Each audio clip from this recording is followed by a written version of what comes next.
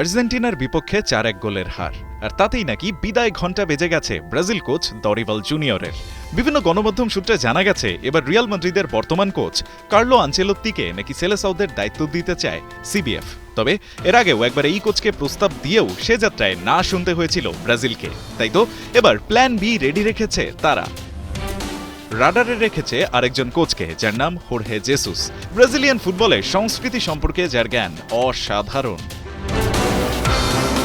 ডন কার্লোর ব্রাজিলের ডাগআউটে আসার পথে বাধা হতে পারে তার লস ব্লাঙ্কোদের সাথে 2026 পর্যন্ত থাকা চুক্তি। অন্যদিকে হোর্হের সাথে তার ক্লাব আল হিলালের চুক্তি শেষ হবে এ মৌসুম শেষ হলেই। স্বাভাবিকভাবেই অ্যাভেলেবিলিটির দিক থেকে এগিয়ে থাকবেন পর্তুগিজ এ কোচ। তবে জেসুস যদি সেলেসাওদের কোচ হনই, তবে তৈরি হতে পারে বাড়তি জটিলতার। তার পেছনে আছে নেইমারের সাথে এ কোচের দ্বন্দ্বের বিষয়টা। আল হিলালের হয়ে খেলার সময়টায় এই কোচের সাথে সম্পর্কটা ভালো ছিল না নেইমার, এমনকি দলের বাকিদের মতো নেইমার একই অবস্থায় নেই।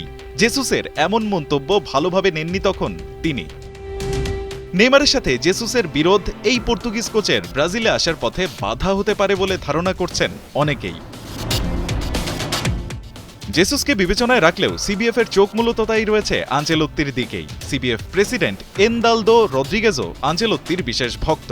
তাছাড়া বছরখানেকের ভেতরেই দলকে বিশ্বকাপের জন্য প্রস্তুত করতে হলে এখন ডন কার্লোর মতোই অভিজ্ঞ কাউকেই প্রয়োজন সেলেসাওদের। সবকিছু মাথায় রেখে এখন থেকেই তাই আলোচনা শুরু করেছে দুই পক্ষ। রায়ান আহমেদ, ৭১।